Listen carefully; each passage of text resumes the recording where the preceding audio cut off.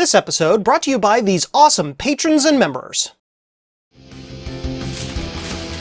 Mail's here! Warm up the CRT, it's time for another episode.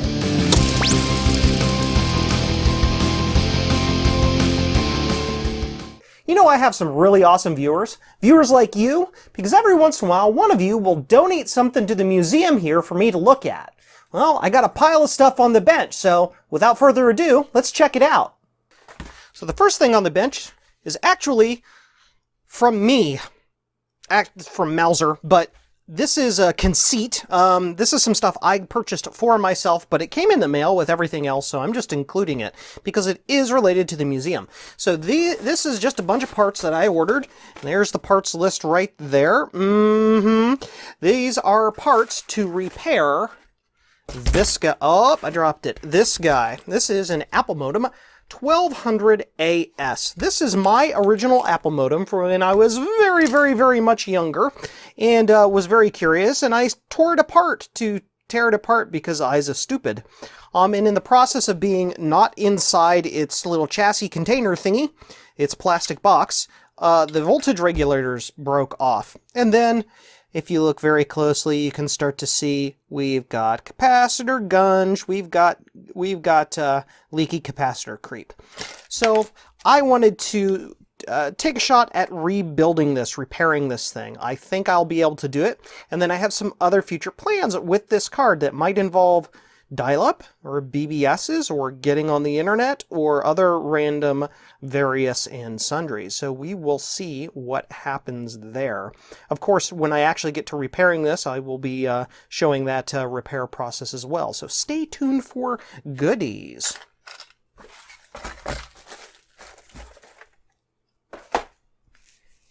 Next thing is this thing right here. What is in this box? We open it up, we take a look, and it's a RetroTINK. This was sent to me by Dave from Dr. Dave's Diversions. He just donated this to the channel for me to review and take a look at. I will be digging into this at some point in the future, and one of my items on later in the video here might actually work with this, so we will be taking a look. If you guys don't know what the RetroTINK is, it's basically a universal video converter that allows you to take lots of different analog inputs. You just got to wire them into your connections there, and it outputs it to a HDMI HDMI monitor. So allows you to use more modern monitors with all of your old retro computers. Very cool toy. I have not had one of these up to this point, and I have not used one because I've got a monitor up there. You've seen me use it before. I have a monitor that I use that almost universally works with everything already, but I do have some machines, like I have an Amiga, I have something over here that I'm going to be mailbagging here in a moment, an Apple IIGS, things like that, that use RGB video that wouldn't work with that monitor I have. So having this is going to be handy for getting those up and running until I have real monitors for those machines. So more on this in the future. So since I have the RetroTINK here, I'm going to do a little bit of a comparison test. This is a standard composite output out of an Apple IIe going into the RetroTINK, going out of that via HDMI into my bench monitor here, which is just an HDMI monitor. As you can see, it does a pretty good job. It's nice, clean. It's a little fuzzy and blurry, but I'm going to do a live switch over to regular composite, basically composite straight out of the Apple II and directly into this monitor, which comes from Reactive Micro, because I want to see what it looks like compared to the RetroTINK. So hang on while we do that. Unplug the RetroTINK. Plug in composite. Then we switch to composite input. Oh wow, that is crazy. So the video capabilities of Reactive Micro's monitor in taking a composite input and reconfiguring it to show up on a screen like this are actually better than the RetroTINK. That is kind of crazy. So very interesting, quick out of the box check. This is going to require a lot more in-depth look at that. So I'm going to put that on my list of things to look at in a future video. Next up, if it fits in frame, is that guy, Atari 520 ST. This was sent to me by Alex J. Cox. He has a really cool channel. Go check out his channel, link in the doobly-doo and all of that magic. He picked up a couple of Atari 520 STs from somebody who was just thinning out their herd. And he's like, Joe, I have a spare one. Do you want it? I'm like, yes, please. So I reached out to him. He sent that out to me, and here we are. Now, this poor guy is in really, really bad shape as far as the cosmetics go. But you know me, that is not going to stop me from taking the thing apart and cleaning it up and making it better and worky. The downside to this unit is that it doesn't have a hard drive or a floppy or a power cable or a monitor or anything. I have absolutely no idea if this thing works at all, which is half the challenge, right? Digging into these things and making them flipping work from nothing is one of the most fun things that I have, doing this thing. So that's going to come up soon. So if anybody watching out there, if you have an Atari 520 ST and you've had to use replacements for any of those devices, external storage, external video, power adapters, any of that stuff, leave links links or whatever, or notes in the comments below, and let me know what you think your favorite thing is to get an old beast like this up and running. Before we switch to the next thing, though, I will show the guts of this machine, because it's there's no screws in it. So, I mean, before we turn it on, we got to take it apart, right? It's all completely open on the inside. Yes. Yes, it's delicious. This is wonderful. It's dusty on the inside, but it's pretty clean. And there are bodge wires galore. This thing has been bodged like crazy. So let's take a look at this close up. Look at these bodges. I think that's on the memory chip. There's a resistor right here that's been bodged in for, I don't know why exactly. Come over here and somebody has yanked a capacitor out of there completely. It's just gone. There's no decoupling cap there. Maybe it exploded. I don't know. It's not really like hypercritical or necessary, but why? I don't know. We've got another RAM chip with a pull-up resistor somehow tacked into it for reasons. Funky bodge wire going on right there that is going off to the video, or the video generation output section.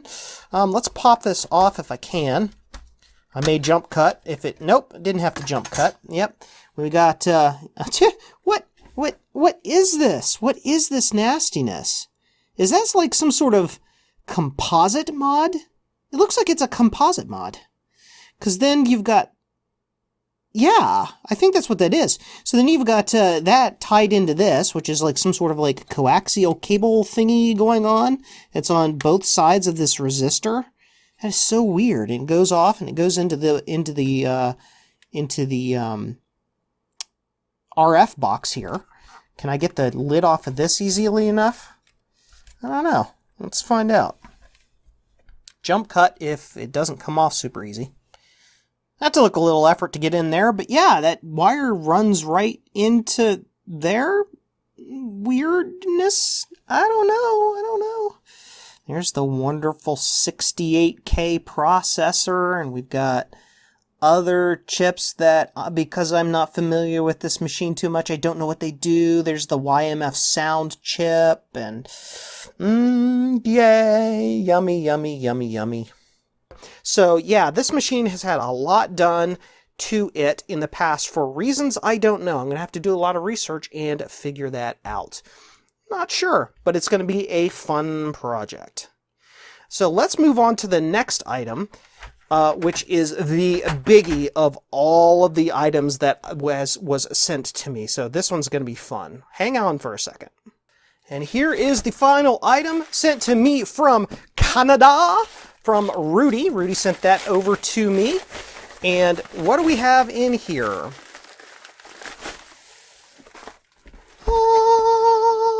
An Apple IIe Card. A dealer box version, not a retail version. And here is the extra tasty sauce. Wait for it. It's sealed in box. Well, the box itself isn't sealed because the boxes were never sealed, but everything in the box is sealed. Floppies in the original plastic. Manual in the original plastic with the pull tab. It has the cable, the floppy video cable thingy. It has it. It has it. Ah! And the card itself. Sealed in plastic with the tape still on it. That is nuts. Yes, I am going to be opening this. Yes, I am going to be doing a video where I play with it. Because what use is this thing sitting in a box? Like, if I wanted to resell this, I could resell it and make a bunch of money on it. But, like, why? Why would I do that? This thing was so kindly donated to me by Rudy, and I thank him super greatly for that. He had one condition on sending it to me, though. That condition was this. I had to pay the shipping. Okay, that's fine, whatever. But also, I have to make a donation to my favorite local charity in an amount of the value that I believe this is worth. And so I'm going to be making a donation to our local humane society to help out all the stray kitties and stuff, have someplace warm to stay, someplace safe to stay, while they're waiting for adoption foster homes. So remember to always adopt, never buy, because you might just save a life. Well, looking at the size of this mailbag pile, I'm going to be busy for quite a while. I want to thank Dr. Dave, Alex, and Rudy all for sending in these donations to the museum. And pay it forward for me. Go check out their channels and subscribe. Links in the description and in the cards. Thanks for hanging out with me today. Remember to like, subscribe, and ring the bell to stay up to date on my latest adventures. You can also support the museum on Patreon or by going to jcm-1.com and snagging some merch. Links in the description. Well, that's all for today's episode. While you're here, check out some of my videos, and remember, 8 bits are all you need.